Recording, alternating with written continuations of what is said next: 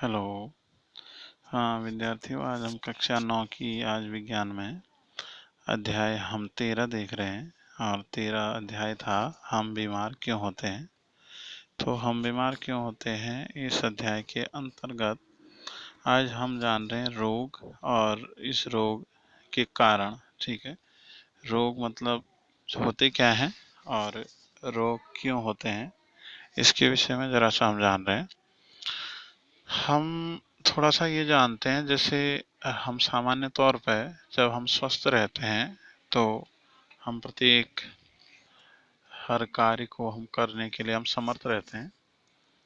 और जब हम जब रोगग्रस्त जब हम हो जाते हैं तो हमारे इस शरीर में कुछ विकार सा उत्पन्न हो जाता है। ठीक है, और हम सामान्यतया कार्य को हम करने के लिए असमर्थ से हम प्रतीत होने लगते हैं। ठीक, मतलब कोई ना कोई कुछ गड़बड़ी ऐसी होती है जो शरीर में आ जाती है हमारे, और जिसकी वजह से हम हर कार्य को हम सुचारू रूप से नहीं कर पाते हैं।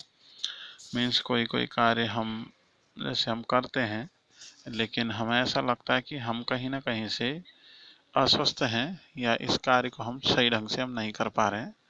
और सामान्य रूप से जैसे हम रोज का हम जीवन व्यतीत करते हैं, जब हम अस्वस्थ रहते हैं तो उस समय पर हाँ हम रोज की तरह जो है हम जीवन भी हम क्या कहते हैं व्यतीत नहीं कर पाते। जो दिनचर्या होती है वह दिनचर्या कुछ अस्वस्थ सी लगती है हमें। ठीक है, और यही होता है, इसी को हम रोग कहते हैं। ठीक, अब ये जानते हैं कि रोग होने के जो रीजन हैं वो क्या है, जो विकार हमारे इस शरीर में उत्पन्न हो रहा है उसके मतलब क्या क्या वह है आपका ठीक रीजन। इससे आगे हम जान लेते हैं रोगों के विषय में। एक एक रोग तो अल्पकालिक रोग होते हैं, ठीक है, और दूसरे रोग जो होते हैं वो आपका दीर्घ जो काल के लिए जो रोग होते हैं अर्थात दीर्घ हम कालिक रोग कहेंगे। ठीक है, प्रचंड रोग जैसे हैं, ठीक है, जो तीव्र हैं। और दीर्घकालिक रोग मतलब कुछ रोग ऐसे हो जाते हैं जो आपका लंबे समय तक रह जाते हैं। मतलब हाँ, ये काफ़ी क्या कहते हैं एक लंबा समय ले लेते हैं, तो ऐसे रोगों को हम दीर्घकालिक रोग कहते हैं। और कुछ रोग ऐसे होते हैं जो आपका थोड़े समय बाद अच्छे हो जाते हैं और हम फिर से हम सामान्य स्थिति पर आ जाते हैं, सामान्य अवस्था पर फिर से हम आ जाते हैं, तो इसे अल्पकालिक रोग कहते हैं। जैसे जो जुखाम खांसी होना ये सामान्यतः अल्पकालिक रोग हैं।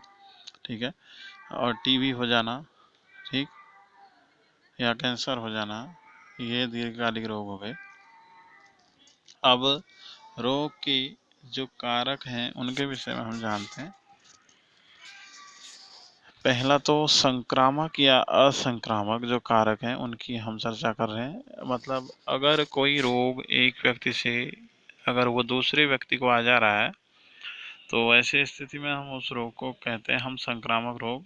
और जो कारक होते हैं वो संक्रमण, जो वायरस वगैरह अर्थात आपका विषाणु वगैरह और या जीवाणु वगैरह, ये आपका भिन्न भिन्न प्रकार से रोग ये हमारे हो सकते हैं। ठीक है, और दूसरा है असंक्रामक रोग, मतलब जो एक दूसरे को छूने से, हाथ लगाने से या साथ बैठने से या हवा से या पानी से जो रोग नहीं फैलते हैं, इन रोगों को हम असंक्रामक रोग कहते हैं।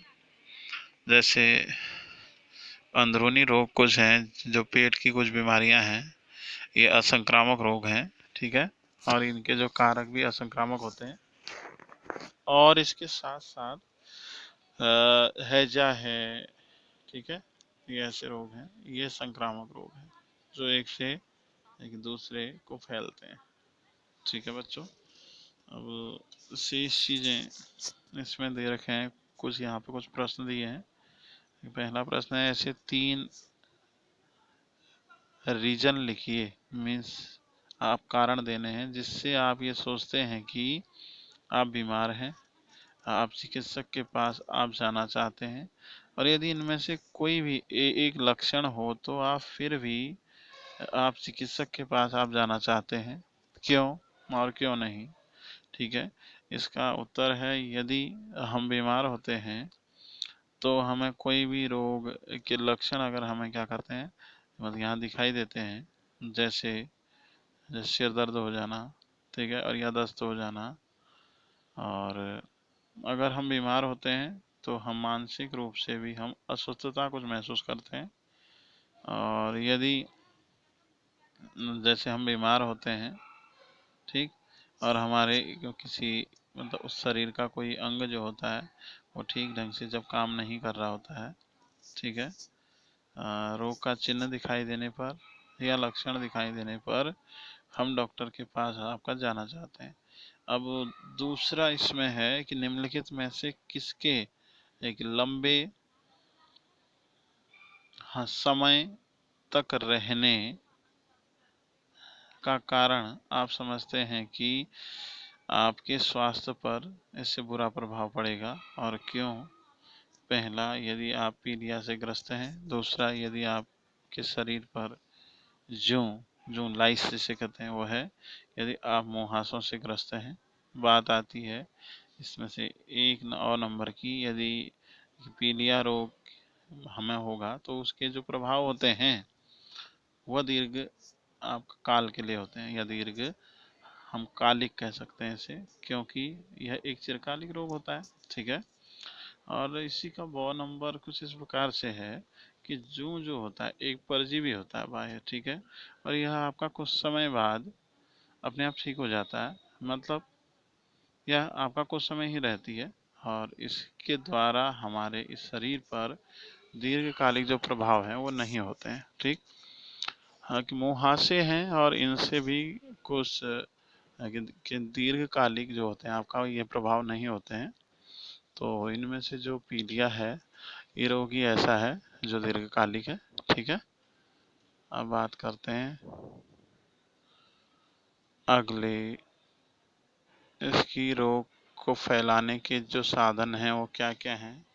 रोग को जो फैलाने के साधन, कुछ रोग जो संक्रामक होते हैं उनके जो साधन हैं, जैसे हैजा हो जाता है, अन्य चीज हो जाता है, तो ये जीवाणु या विषाणु रोग को फैलाने के क्या होते हैं, ये कारक होते हैं, ठीक है। तो बच्चों ये था आपका पाठ हम बीमार क्यों होते हैं।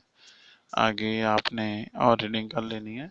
आगे आपको इस पाठ के जो प्रश्न उत्तर हैं वो भेज दिए जाएंगे। ओके बच्चों, थैंक्स।